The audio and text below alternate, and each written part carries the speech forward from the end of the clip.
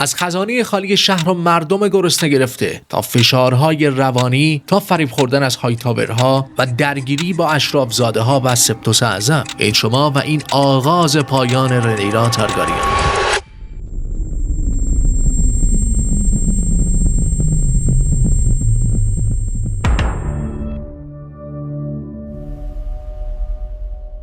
سلام دوستان، توی این ویدیو میخوایم بریم سراغ قسمت سوم از فصل سوم سریال خاندان اژدها رو پلان به پلان طبق خود قسمت موشکافی کنیم. تا آخر این ویدیو همراه من باشید تا ببینیم چرا سازنده ها با اسم این قسمت که رنیرای پیروز بود بزرگترین شوخی رو با ما کردن.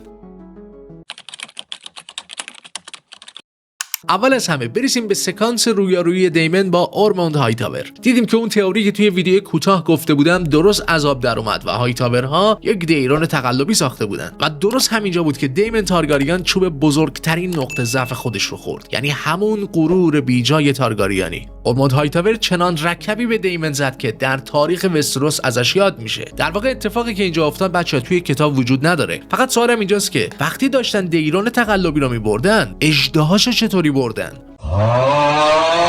اما برسیم به کینگز لندینگ، جایی که رنیرا در حال تجربه یک فروپاشی روانیه که همین فروپاشی روانی اصل داستان ماست. رنیرا روی تخت نشسته ولی خودش قانع نشده که واقعا ملکه است و برای همینم با تمام وجود به دنبال یک تاجگذاری بزرگ و پرزرق و برقه که رسما مشروعیتش رو داد بزنه. اما مشکل کجاست؟ مشکل خزانه خالی شهره. تایلن لنستر و لریس استرانگ تمام خزانه کینگز لندینگ رو به 3 شهر کسلی راک، بانک آهنین براووس و اولتان انتقال دادن و حالا میبینیم که رنیرا نمیتونه تا این بحران رو مدیریت کنه. دلیل این فاجعه فقط و فقط کسی نیست جز پدر رنیرا، یعنی ویسیریس، پدری که رنیرا رو وارث خودش کرد ولی هیچ وقت بهش یاد نداد که چطور یک ملکه باشه، یا چطور یک جلسه شورا رو اداره کنه، یا چطور یک بحران اقتصادی رو مدیریت کنه. در واقع دلیلش این بود که خود ویسیریس هم این چیزا رو بلد نبود. تمام این کارا بچه‌ها توسط اطرافیان اون، مخصوصا آتو هایتاور انجام میشد، در حالی که ویسیریس بیشتر وقتش رو صرف ماکتش و مهمونی‌هاش میکرد.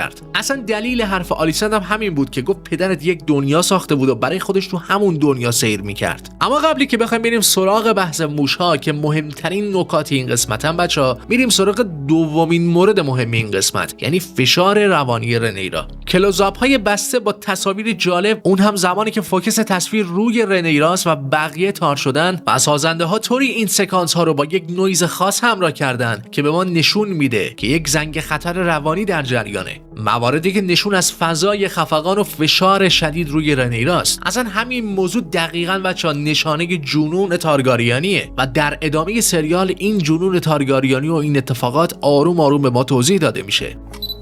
اما بریم سراغ موشها. چیزی که توی این قسمت زیاد میبینیم موشها هستن بچه‌ها. دلیل اصلیش اینه که توی فصل قبل اگان به خاطر مرگ پسرش تمام موشگیرها رو اعدام کرد. توی این قسمت نماد موش به چند معنیه. ببینید بچه‌ها، زمانی که تارگاریان ها متحد بودن و اژدهایان توی آسمون قدرت نمایی میکردن، موشها از ترس توی سوراخ‌ها بودن. در واقع قدرت همیشه فساد رو میپوشونه، اما وقتی حالا خاندان دچار فروپاشی شده و اژدهایان تو آسمون همدیگر رو تیکه پاره میکنن، اینجاست که موشها به سطح زمین میان و همه جا رو فاسد میکنن. چیزی که تو 2 فصل قبلی هم دیده بودیم، زمانی که این خاندان شروع به درگیری کرد، آروم آروم موشها وارد داستان شدن و هر چقدر که اختلاف تارگاریان ها و جنگشون بیشتر شد، ما موشها رو بیشتر میدیدیم. اولین باری که موشها رو میبینیم دقت بکنید جاییه که یک موش غذایی رو در دهن داره و در حال فرار کردنه. به طور مستقیم سازنده ها این موش رو به مردم گرسنه کینگز لندینگ تشبیه کردن که یعنی مردم از روی گرسنگی هر خورده نونی رو میدزدن و میخورن، که اصلا همین غذایی که برای لردها آورده بودن استعاره از این بود که شما لردها خون مردم رو تو شیشه کردین و دارید از اونها تغذیه میکنید. دومین باری که موش رو میبینیم زمانیه که رنیرا روی تخت به صحبت‌های مردم ناراضی گوش میده و یک موش رو در اطراف تخت آهنین میبینه که اصلا همین موضوع 2 تا خودش معنی داره. معنی اولش اینه که خیانت و فساد داره پایه‌های این امپراتوری رو میجوه و معنی دومش اینه که اگه به همین مردم گرسنه گوش ندی، همین مردمن که در آخر حکومتت رو سرنگون میکنن. و بار سوم زمانیه که رنیرا داره با هیو صحبت میکنه و اینجا 2 تا موش، خوب دقت کنید بچه‌ها، 2 تا موش در حال بیرون رفتن از راهروهای کینگز لندینگن. این موضوع استعاره‌ای از خیانت داره. اما مهمترین مورد راجع به موش‌ها بچه‌ها میرسه به دیالوگ این که موش‌ها تمام شمع‌ها رو خوردن. در دنیای وستروس موش‌ها به عنوان پیام‌آوران نابودی ان و شمع در دنیای وستروس نماد روشناییه و این یعنی موش‌ها باعث ایجاد یک تاریکی مطلق و نابودی برای این پادشاهی میشن. یه نکته خیلی جالبی که اینجا هست اینه که توی داستان برای مهار این موش‌ها بچه‌ها گربه‌ها رو به دربار میارن. همون گربه‌هایی که 170 سال بعد آریا استارک توی سریال گیم آف ترونز توی راهروی دربار پادشاهی داشت دنبال همین گربه‌ها میکرد. اما میرسیم به دیدار رنیرا با آلیسنت و هلینا. نکته که باید بهش دقت کنید اینه که آلیسنت اینجا دروغ گفت که از انتقال خزانه خبر نداره. اگه به فصل قبل سر بزنیم توی جلسه‌ای که انتقال خزانه شهر توش مطرح شد، آلیسنت هم حضور داره و در ادامه هم دوباره میرسیم به همون حالت عجیب و غریب رنیرا. قبل از اینکه از این سکانس رد بشیم بچه‌ها بذارید بهتون بگم توی کتاب رنیرا اینقدر با آلیسنت و هلینا خوشرفتار نیست. در واقع آلیسنت و هلینا توی کتاب به زنجیر کشیده میشن. اما بلافاصله بعدی که رنیرا از جای اونها میره توهم پسرش جیس رو میبینه. خوب به این سکانس دقت کنید دوستان. به صدای ناقوسی که درست در لحظه آخر این توهم شنیده میشه دقت کنید.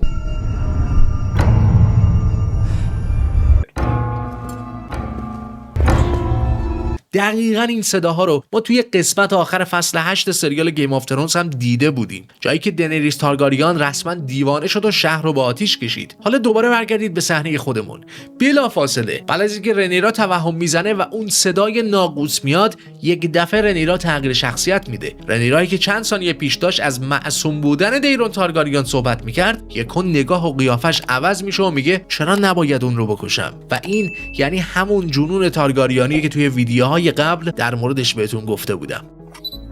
اما برسیم به تقابل رنیرا با سپتوس اعظم، کسی که نه از آتیش میترسه نه از تهدید و حتی به رنیرا هشدار میده که با دین در نیفته. نکته مهم اینجاست بچه‌ها، اما دارسی بازیگر کاراکتر رنیرا در مورد این سکانس گفته که رنیرا از همین نقطه به بعد فکر میکنه که جنگ اون در واقع یک جنگ مقدس و یک مأموریت الهیه. برای همین هم است که در آینده برای کارهایی که میخواد بکنه یک دلیل و پشتوانه الهی داره. در ادامه سریال میرسیم به شام رنیرا با کورلیس و پسراش. تنها خواسته کورلیس مشروعیت پسراشه. یکی از چیزهایی که باید بهش دقت بکنید اینه که جافری پسر رنیرا در حال حاضر یک والالیونه. اما طبق قانون ویسریس و تارگاریان، جافری زمانی که روی تخت میشینه فامیلیش به تارگاریان تغییر داده میشه و رسما نام کورلیس والاریون در این نقطه تموم میشه و نگرانی کورلیس هم دقیقاً همینجاست. اما در ادامه میرسیم به یکی از جالبترین نمادهای سریال، یعنی دوره قاعدگی رنیرا، اونم درست در زمان نشستن روی تخت.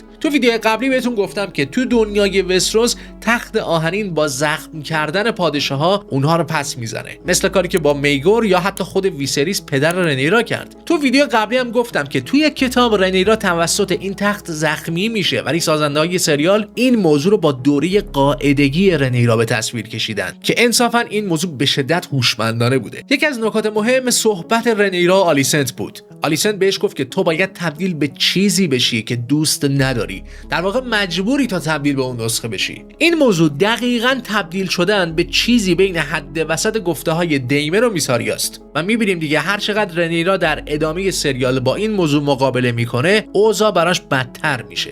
نمونه این موضوع هم میرسیم به شورای کوچیک رنیرا که رسما تبدیل شده به یک مهد کودک و درگیری‌های دیمن و میساریا برای نفوذ بیشترشون روی رنیرا. این موضوع نشون میده که در حال حاضر هیچ اتحاد واقعی توی جبهه سیاها وجود نداره. تو ادامه سریال دیمن و رنیرا اولف و هیو و آدام رو رسما شوالیه میکنن، ولی کل مراسم به شدت عجولانه و سرسریه، انگار که یک کار اضافه است و باید سریع تمومش بکنن. اولف که همه ما میدونیم تشنه ثروت و مقام، تنها چیزی که ازش رو میخواست یک اسم ساده بود که اساسا نادیده گرفته میشه و حتی به نوعی مسخره هم میشه. حتی خواسته به شدت ساده هیو، یعنی خونه برای خودش و خانواده‌اش، جوابی به جز هر وقت بتونم نمیگیره و در آخر پنبه شدن حرفای کورلیس بود که باز هم رنیرا به پسرش مشروعیت نداد. در واقع رنیرا اینجا یک چیزی که اعلام میکنه اینه که مهم نیست شما کی هستید، مهم نیست چی کار میکنید، مهم نیست چقدر برای من تلاش میکنید یا هر چقدر که خدمت میکنید. شما قرار نیست تا هیچ وقت همتراز خون خالص ما بشید. این نکته جالبی که بچه‌ها باید بهتون بگم اینه که توی کتاب رنیرا برای کمبود خزانه‌اش مالیات سنگینی روی مردم وضع میکنه و به خاطر همینم مردم بهش لقب میگور با پستان رو میدن. که این موضوع رو توی تریلر فصل سوم هم میبینیم. یک سکانسی هست که روی دیوار نوشته ملکه حرومزاده ها و این نشون میده که رنیرا قرار یک حرکت هایی رو بزنه. ولی قبل از اون میبینیم که توی سریال رنیرا یک حرکت سوسیالیستی میکنه و اینجاست که میرسیم به سکانس شام با لردها. در واقع حرکت رنیرا اینجا بچه‌ها یک حرکت رابین هودی و خیلی خفن به نظر میاد، ولی در واقع این یک خودکشی سیاسیه، چون رابین هود بودن توی وستروس جواب نمیده. در اصل اقتصاد وستروس رو دوش همین لردها میچرخه و رنیرا فراموش کرده که خنجر اشرافزاده ها به موقعش خیلی برنده تر از خنجر مردمه. در واقع رنیرا باید بدونه ایجاد وحشت و اعمال قدرت روی این لردها زمانی کار میکنه بچه‌ها که تو توانایی قدرت مطلق و سرکوب رو داشته باشی، ولی نه زمانی که نه پول داری، نه قدرت داری و حتی حمایت مذهب رو نداری و حتی مردمت هم گرسنه‌ن. و در ادامه ما میدونیم که این موضوع قراره حسابی براش مشکل ایجاد کنه.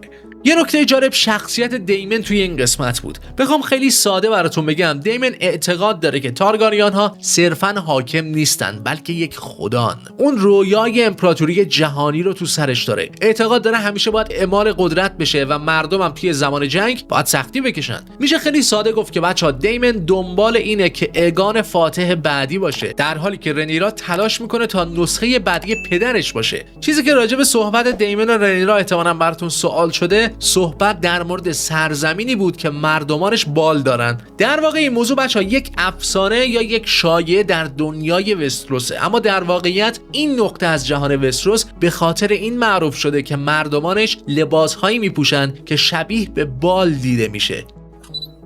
اما میرسیم به جایی که رنیرا دستی که بهش غذا میداد رو گاز میگیره. یه نگاه به کورلیس بکنید، مردی که از اول رنیرا رو مسئول مرگ پسرش میدونست، بعد از اون تنها داراییش یعنی همسرش رو فدای تاج و تخت رنیرا کرد. حتی نصف ناوگانش رو برای رنیرا از دست داد. هایتاید و گنجینه‌ها و تمام ثروتش از دست رفت و در مقابل تمام اینها فقط یک خواسته داشت. یادتونه توی فصل اول زمانی که کورلیس میدونست که داره پسر حرومزاده رنیرا رو وارث تاج و تختش میکنه، به رینیس چی گفت؟ اون گفت تاریخ خون رو به یاد نمیاره، تاریخ اسمها رو به یاد میاره. و حالا تنها چیزی که از این مرد مونده یک اسمه که رنیرا اون رو هم نمیخواد بهش بده. نکته باگ داستان اینجا کجاست بچه‌ها؟ جایی که اصلا خود رنیرا با زیر پا گذاشتن بزرگترین سنت وستروس یعنی پادشاه شدن یک زن به قدرت رسیده، ولی الان همین آدم با چنگ زدن به سنت‌های پوسیده اشرافی میخواد ثابت کنه که کارش خیلی درسته. و دقیقاً اینجاست که با این کار رنیرا اون جای تناب نجاتش رسما آخرین میخ رو به تابوت خودش میکوبه.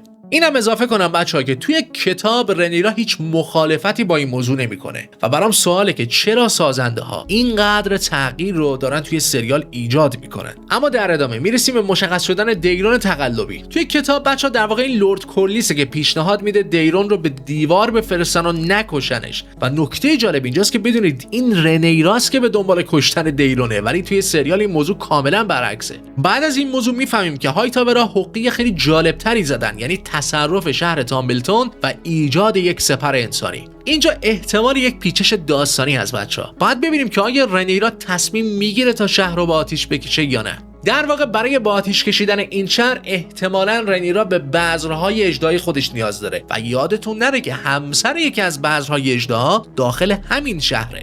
مورد دیگه اینه که توی کتاب این سبزهان که بچه‌ها این شهر رو با آتیش میکشن و اینم یکی دیگه از تغییراتی که سریال داره اعمال میکنه. فعلا نمیدونیم که تصمیم نهایی رنیرا چیه، ولی اونطور که آتیش برپا شد و رنیرا شروع به نگاه کردن با آتیش کرد، میفهمیم که این موضوع یک استعاره از خشم رنیراست. چون طبق گفته رنیرا به میساریا، اون گفت که من درد و اندوهمو کنار گذاشتم و همه چی از بین رفته و فقط خشم باقی مونده. و در نهایت این خشم، این آتیش و این نگاه یعنی همون جنون تارگاریانی.